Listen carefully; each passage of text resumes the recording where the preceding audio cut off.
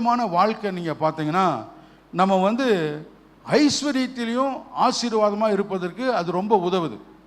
ஒருத்தர் சரீரத்தில் பெரிய ஒரு ஆசீர்வாதமாக இல்லைன்னா அவங்க ஐஸ்வர்யத்திலையும் ஆசீர்வாதமாக என்ன செய்ய முடியாது, இருக்க முடியும். ஏன்னா ஐஸ்வர்யத்தை சம்பாதிக்கக்கூடிய பெலன் அது சரீரத்திலிருந்து வருகிறது.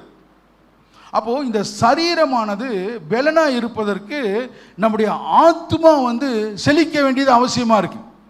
நீங்கள் பாருங்கள், எவ்வளவுக்கு எவ்வளவு நீங்கள் சந்தோஷமாக இருக்கிறீங்களோ, எந்த அளவுக்கு நீங்கள் சமாதானமாக இருக்கிறீங்களோ, அந்த அளவுக்கு நீங்கள் சரீரத்திலையும் பெலனாக இருப்பீங்க. நீங்கள் ஒரு பெலனுள்ள ஆளை கூட நீங்கள் பாருங்கள், அவங்க சந்தோஷமாகவும் சமாதானமாகவும் இல்லைன்னா எல்லா பெலன் இருந்தும் கூட அவங்க சோர்வாகவே இருப்பாங்க. ஆனால் கொஞ்சம் பலவீனமான நிலையிலையும் கூட நீங்கள் உள்ளத்தில் உங்கள் ஆத்மாவில் ஒரு விடுதலையாக சந்தோஷமாக சமாதானமாக இருந்தால் எதையும் செய்யக்கூட திராணி உள்ளவர்களாகும் போல் நீங்கள் இருப்பீங்க.